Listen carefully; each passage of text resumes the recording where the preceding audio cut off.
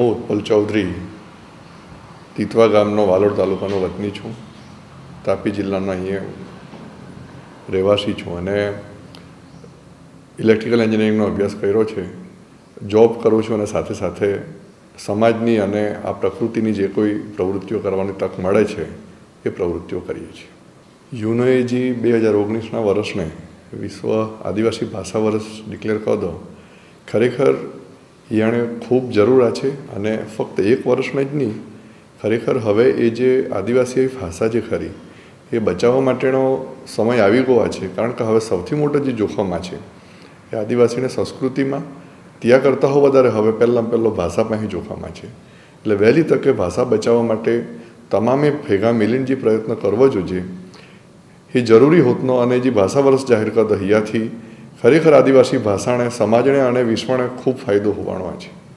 વ્યારામાં તે હેદને જાજે તે આખી દુનિયામાં જત્ર બી દેશમાં આદિવાસી રહેતા છે ત્યાંમાં જો સૌથી જે સમૃદ્ધ કહેવાય કાં તો લીડ કરે તેવા આદિવાસી કહેવાય તે કોઈ ભારતના છે. અને ભારતમાં પણ કમસે કમ જે દક્ષિણ ગુજરાત કે ગુજરાતના આદિવાસીને જે ફાળવા છે એ સમાજના કામમાં ખૂબ અગત્યનો છે.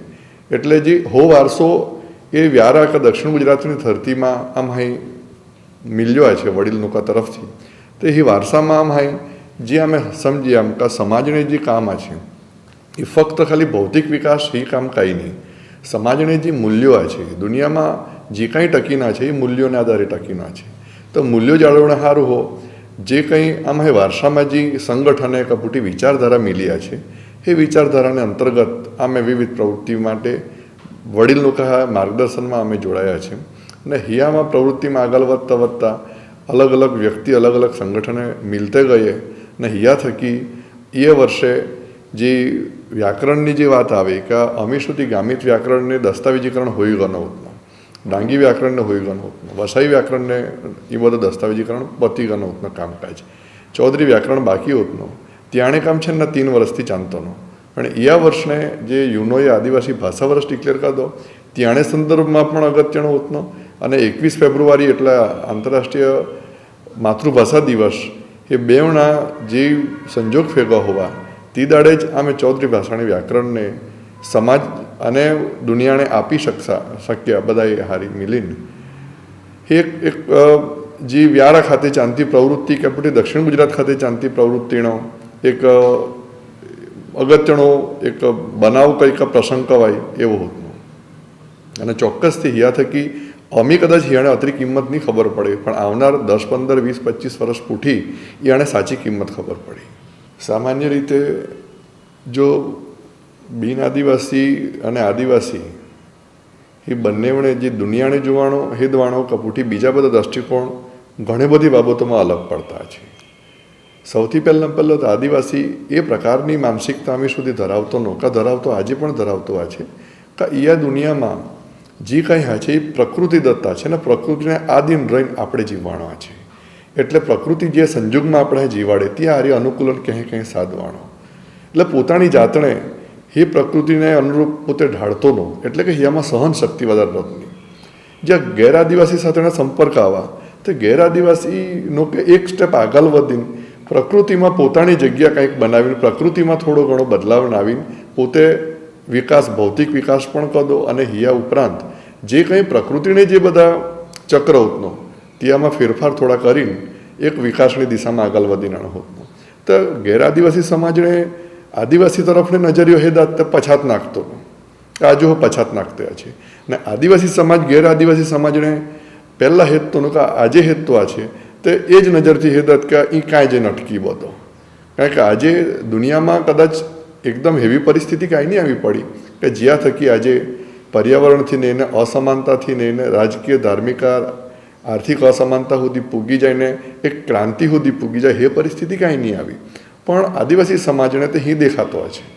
એટલે અમે સુધી જે ગેરઆદિવાસી સમાજ હારી સહવાસમાં કે સંપર્કમાં આવવા ત્યાં એ દેખીતો એકબીજા પ્રત્યેનો ભેદ દેખાયા કરતો. પણ હવે સંવાદ વધ્યો છે, સંવાદિતા વધ્યા છે. એટલે હવે આદિવાસી સમાજ ગેરઆદિવાસી સમાજને સમજવાનો પણ પ્રયત્ન કરતો છે અને ગેરઆદિવાસી સમાજ આદિવાસી સમાજને પણ સમજવાનો પ્રયત્ન કરતો છે. અને આપણે ભેગા મિલીને એ આખી પ્રકૃતિ એક પૃથ્વી આ છે, આપણી દુનિયા છે, તેને ક્યાંય ક્યાંય બચાવી શકજે અને બધાની વચ્ચે આપણે એકતા ક્યાંય ક્યાંય આવી શકજે અને વિશ્વ શાંતિ તરફ દુનિયાને ક્યાંય નહીં જઈ શકજે. ત્યાં દિશામાં હવે ખૂબ સારું કામ દરેક જગ્યાએ હોતો માંડ્યો છે. એ એક આનંદની વાત છે. સૌથી પહેલાં તે જે વર્તમાન જો સમાજ છે, વર્તમાન શિક્ષિત સમાજ છે, વર્તમાન ભૌતિક વિકાસ કરીનારો સમાજ છે, તે બધાય સંસ્કૃતિ વિશેનો જે ખ્યાલ છે, કોઈ પણ સમાજની સંસ્કૃતિ એટલે કાજે ગણાય. એ સમાજની જીવનશૈલી છે, એ સમાજની જીવન મૂલ્યો છે ને એ સમાજને જીવન દર્શન છે. એ તીન વસ્તુ ભેગી મિલીને આખી સંસ્કૃતિ બને. નહીં કે ખાલી આપણે કાજા પહેરવેશ પહેરતેમ કે કાજા આપણે બોલતેમ હતરાતી શક્તિ સંસ્કૃતિ મર્યાદિત કાંઈ નહીં. એટલે આપણે એ જીવન શૈલી છે, જીવન મૂલ્ય છે ને જીવન દર્શન છે, એ તીન વસ્તુથી બનતી સંસ્કૃતિ એ ભાષાના માધ્યમથી આગળ વધતી છે. અમીક એવો હોવા છે કે જે વૈશ્વિક મૂડીવાદ જો આગળ વધતો જતો છે, તે હવે જીવન મૂલ્યોની કિંમત જે છે એ દરેકને જીવનમાં ક્યાંક ક્યાંકનું કે સમાધાન કરી ભૌતિકતા તરફ આગળ વધતે જતા છે.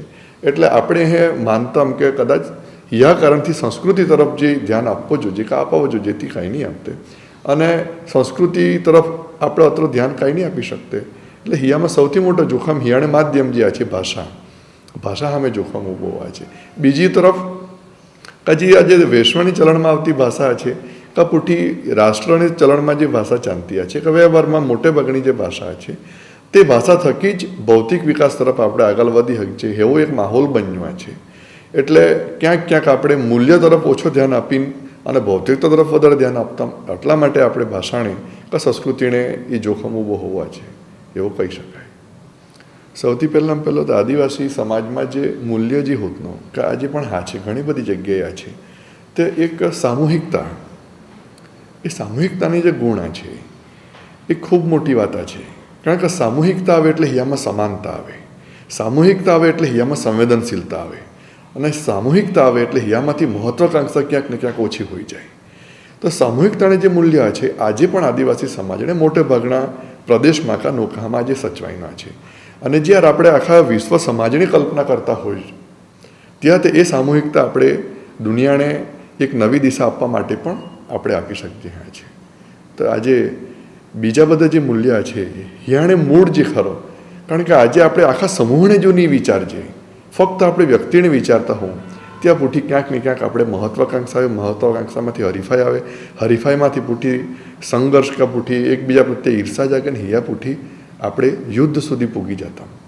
તો આજે એ દુનિયામાંથી જો યુદ્ધને દૂર કરવો હોય કે પૂઠી એ બધો ટાળવો હોય તો સામૂહિકતા માટે વિચારવો પડે. સામૂહિકતાને ગુણ જો ખરો એ મૂલ્ય આદિવાસીમાં ભરપૂર છે, આજે પણ જળવાઈનો છે.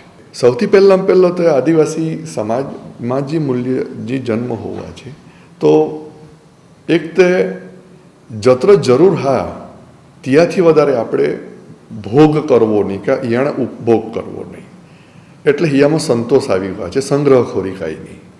અને હિયા માટે પ્રકૃતિ કે કુદરતે તો બધાએ જરૂરિયાત જત્ર આપી જ દીધો છે. વધારે જોઈતો હોય તો પછી બીજાને આપણે નહીં નેવો પડે, પૂઠી માણસને જ નેવો પડે એવો નહીં, બીજા કોઈ પ્રાણી પક્ષી કે બીજા કોઈ વનસ્પતિના ભાગનો પણ આપણે નહીં નેવો પડે. તો એ છીનવાણમાંથી આપણે દૂર હોતા જાય છે અને ઓછામાં ઓછી જરૂરિયાતથી જીવન કેવી રીતના ટકાવી શકીએ. જીવન મંત્રમાં લગભગ દુનિયાને બધી જ ફિલોસોફી આપણે આવી જતી છે. એટલે અહીં જે જરૂરિયાત જત્ર જ પ્રકૃતિમાંથી નેવો, પ્રકૃતિમાં પૂઠી માનવ પણ હોઈ શકે, એક પશુ પણ હોઈ શકે, પક્ષી પણ હોઈ શકે, વનસ્પતિ પણ હોઈ શકે અને બીજો નદી કે પૂઠી એ પર્વત પણ હોઈ શકે.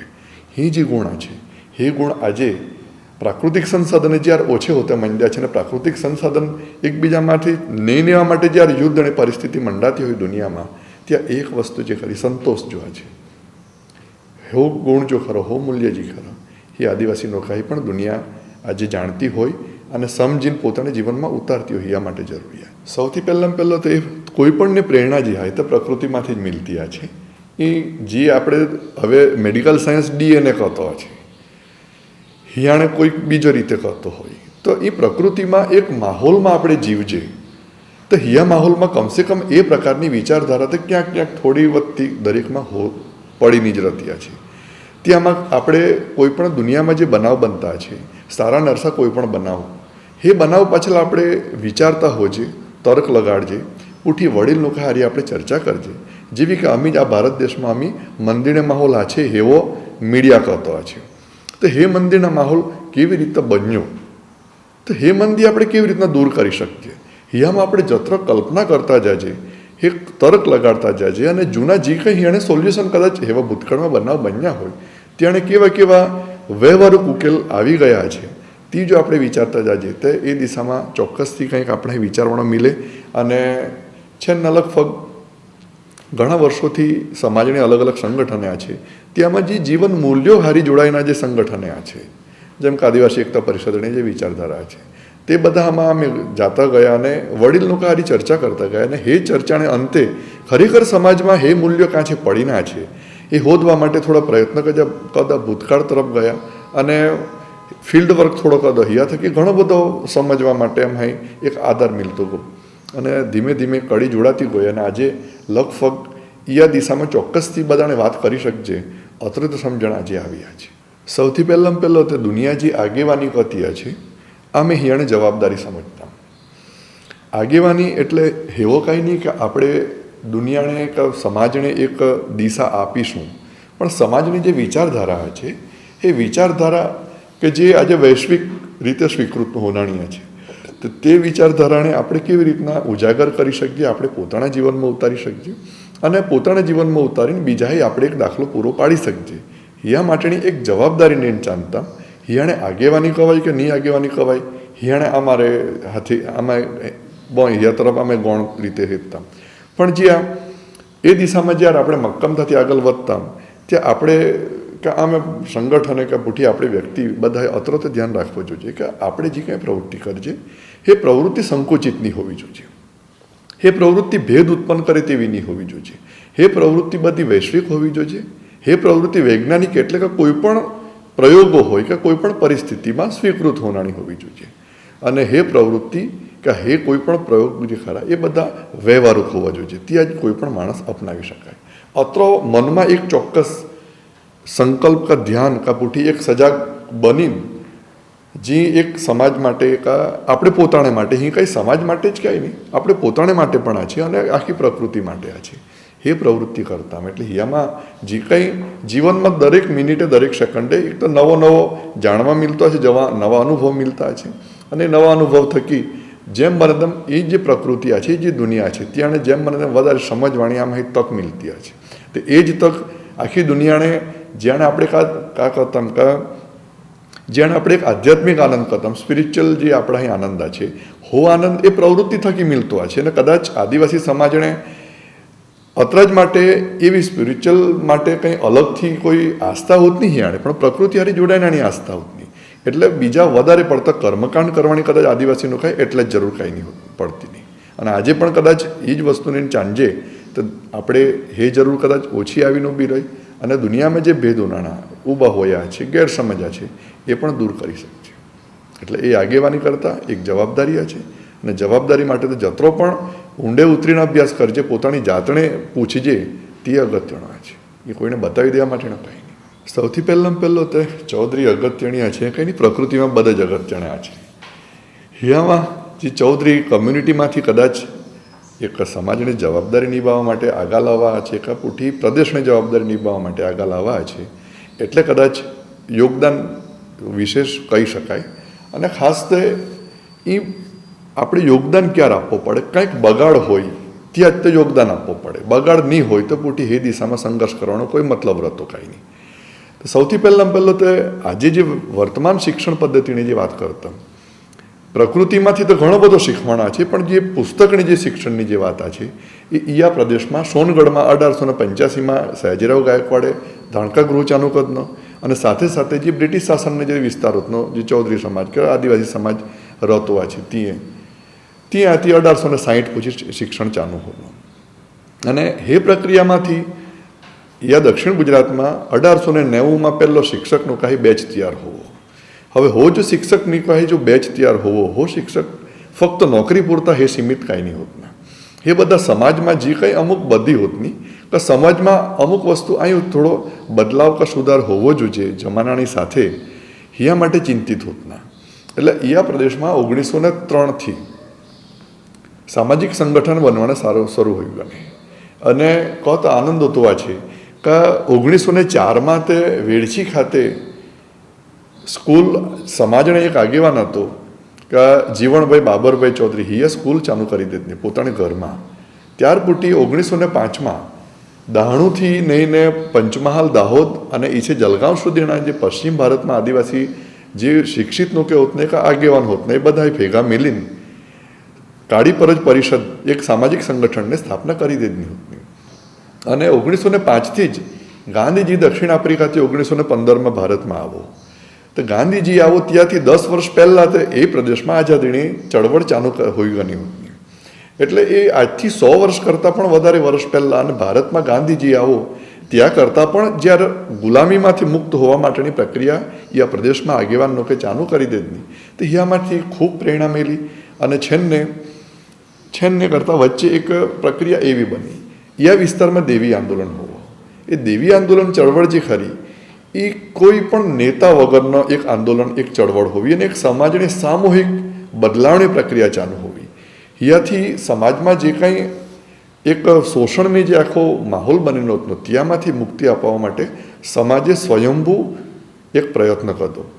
ને હિયાપુઠી યા પ્રદેશમાં કે દેશમાં આદિવાસી સમાજમાં કે ગેરઆદિવાસી સમાજમાં એક જાગૃતિની એક માહોલ બની ગયો અને એક શોષણ અને સાહુકારી સામે જે બધી જમીન ગુમાવી દીધની હોતની ત્યાં એ જ પ્રદેશના જે આગેવાન લોકો જે ખરા એ કોટલા મહેતા ચૌધરી ત્યાંને આગેવાનીમાં ડોલવણથી સયાજીરાવ ગાયકવાડ જે ખરા એ રાજાની સામે રજૂઆત કરીને સારું ગણા અને ખાલી રજૂઆત કરીને કાંઈ નહીં ગણા. આજે પણ અમે યુવા કાપુટી સમાજને અગ્રણીનો કાંઈ કોણે માંગતા કે આજે કોઈ પણ પ્રશ્ન હોય તો આપણે આવેદનપત્ર આપીને પૂઠી શાંતિથી બેસી જતા.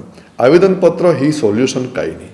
કોઈ પણ પ્રશ્ન આપણે જો ઉપાડજે તો ખરેખર ફક્ત પ્રશ્ન નહીં યાને નિરાકરણ કાજે હોવો જોઈએ એ દિશામાં પણ આપણે વિચારવો જોઈએ. અને કોઈ પણ રજૂઆત કરીને જાજે તો ખાલી પ્રશ્ન પૂરતો સીમિત નહીં પણ હિયાને નિરાકરણ પણ આપણે રજૂઆતમાં કહેજે ત્યાં પૂટી સામે માણસ આપણે સમજી શકે. નહીંતર સંઘર્ષથી વધારે અહીં કાંઈ હોવાના કાંઈ નહીં. તો એવો જ એક પ્રયત્ન કોટલા મહેતાની સાથે બીજા 41 જણે 1934માં ડોલવણથી વડોદરા સયાજીરાવ ગાયકવાડ પાસે ગને અને ત્યાં હિમણાએ રજૂઆત કરી કે એ સમાજને જે બધી જમીનો એ બધી છીનવાઈ ગયા છે એ જમીન આમાં પાછી જોજે. તો આજે આપણે એક વસ્તુ બીજી એક જે સામાજિક સંગઠન યુવા બધા કોણે માંગતા કે આજે ચૂંટાઈની સરકાર છે દર 5 વર્ષે એ મતને આપણે સમાજ પાસે આપણી પાસે આવતા છે. તો જે 5 વર્ષે મત માગણી આવતા છે તેણે તે મત લેવાની ગરજ છે પોતાની. તો એ ગરજવાળી જે સરકાર છે 5 વર્ષ માટેની તેણે આગળ પણ આપણે રજૂઆત કાંઈ નહીં કરી શકતા કે આપણે ડર નાખતો છે અથવા તો આપણે સાચી મેથડ કાંઈ નહીં ખબર અહીં આપણે કહી શકીએ. તો જ્યાં રાજાશાહી હોતની ત્યાં તો કોઈ ચૂંટણી કાંઈ નહીં હોતની, રાજા એટલે રાજા હોતનો. એ પરિસ્થિતિમાં પણ જ્યાં સમાજને જે આગેવાન જે ખરા એ રાજા પાસે જતા છે, ત્યાં રજૂઆત કરતા છે અને રજૂઆત કરીને રાજાને એક કન્વિન્સ કરતા છે કે સમાજની એ પરિસ્થિતિ યા કારણે એવી બની છે તો એટલે આમાં એ જમીન પાછી જોજે. તો રાજા પૂઠી કહેતો છે કે હિયા માટે કા કરી શકશે. તો હિણે ઘણો જ ધોરણો જો કાયદો છો હો કાયદો પોતે તૈયાર કરીને ગણા અને હો કાયદો હિમણાએ મંજૂર કરાવ્યો.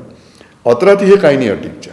રાજાને એ પણ કહ્યો કે જમીન તો ગોયા છે પણ અમે બધા દેવાદાર હોઈ ગયા છે સમાજ, તો દેવામાંથી પણ દૂર કરવો પડી. તો રાજા પાછો પૂછતો છે કે હવે બીજો કા કરવાનો. તો સમાજને વડીલો કહેતા છે કે ઋણ રાહત ધારો પણ મંજૂર કરાવવા. તો ઋણ રાહત ધારો પણ એ તૈયાર કરીને ગણા. ત્યાં પૂઠી પાછા એ કહેતા કે રાજાજી અત્રાથી આયું ની કામ પતે. તો રાજા પોઈ કે આયું બીજા કાજા જોઈતો છે. તો વડીલ કહેતા છે કે એ બધો જે આમાં એ દેવાદાર પણ છે એમના નવો ધિરાણજી ખરો આમાં ખેતી કરનાર સારું ધિરાણ પણ હવે આમાં જોજી. તો રાજા કહે કે બીજો કાં કરવો જોઈએ. તો વડીલ કહેતા છે કે આમાં તો સહકારી ધારો મંજૂર કરાવ્યો, સહકારી મંડળી હવે ચાલુ કરો. રાજા કહે કે હવે, તો વડીલ કહે કે હવે એ બધી જ પરિસ્થિતિ કહે ઊભી હોવી અમારી સમાજમાં અમારી પ્રદેશમાં શિક્ષણને અભાવ છે એટલે. તો પૂઠી રાજા કહે કે હિયા માટે હાઈ કાં કરી શકો. ત્યાં વડીલ કહેતા છે કે શિક્ષણ ધારો, ફરજિયાત શિક્ષણ ધારો પણ લાગુ પાડવું પડે. તો આજથી 100 વર્ષને પાસે જે સમય વીતી ગયો ત્યાં જે સમાજને વડીલનો કહે અત્રી બધી સમાજને ચિંતા હોત નહીં, અત્રો બધો હિણે સમાજને અધ્યયન કદ ન હોત. અને ખાલી પ્રશ્ન નહીં પણ હિણાને નિરાકરણ કાજે હોઈ શકે. નિરાકરણ હારી જો હિણાએ રજૂઆત કરી શકતા હોય તો આજે અહીં કહી શકાય કે દુનિયાને કોઈ પણ પ્રશ્ન છે કે પ્રદેશને કે સમાજને કોઈ પણ પ્રશ્ન હોય તો ત્યાંમાં હારી બહેન જો આપણે નિરાકરણ કાજે હોઈ શકે અને એકબીજાને આપણે કન્વિન્સ કરી શકીએ, સંવાદથી એ બધો આપણે જો સંઘર્ષ દૂર કરી શકીએ તો એ માટે આપણે ક્યાં ક્યાં કરી શકીએ, કાજા નહીં કરી શકીએ, હિયાણે આપણે ચિંતા કરવાનો સમય આવી ગયો છે. અને હિયા માટે એ સમાજને, એ દક્ષિણ ગુજરાતને કે એ વિસ્તારના નૌકાહી, વડીલ નૌકાહી જે આદિવાસી અગ્રણી નૌકાહી જે દુનિયાને ભેટ આપ્યા છે તે એ આ છે એ અમે માનતા. અમીની પેઢી તો શરૂઆતમાં હવે એક આદિવાસી શબ્દ બોનાત નૌકાપુટી આદિવાસી સમાજની વાત ચાંતીની ત્યાં આમે જે ખુદ અભ્યાસ કરીને બીજા પ્રદેશમાં ગયા ત્યાં એક જાતનો એક સંકોચ બનતોનો, સંકોચ એક વાતાવરણ એવો બનતોનો. પણ હવે સમાજની યુવા પેઢીમાં અને તમામ પ્રકારની આગેવાન કા એ પેઢીમાં એક એવી ચેતના જાગીયા છે કે હવે કમસે કમ ગર્વથી આદિવાસી શબ્દ બોલતો હોવો છે અને પોતાની જાતને એક આદિવાસી તરીકે રજૂ કરતો હોવો છે. એટલે આ મેં એ માનતા કે ચોક્કસથી આદિવાસી સમાજની સંસ્કૃતિ આ છે, હિયાણે જીવન મૂલ્યો આ છે કે હિયામાં જે શક્તિ આ છે हे હવે યુવા પેઢી કા પૂઠી વર્તમાન પેઢી સમજતી હોવી છે અથવા સમજવા માટે પ્રયત્ન કરતી હોવી છે.